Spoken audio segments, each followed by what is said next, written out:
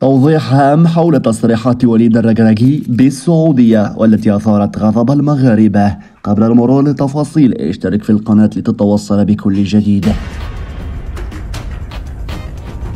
نفت مصادر موثوقة داخل المنتخب المغربي لكرة القدم صحة الأخبار التي نشرتها الصحيفة الرياضية السعودية، والتي ادعت أن المدرب وليد الركراكي يرغب في العمل في أوروبا.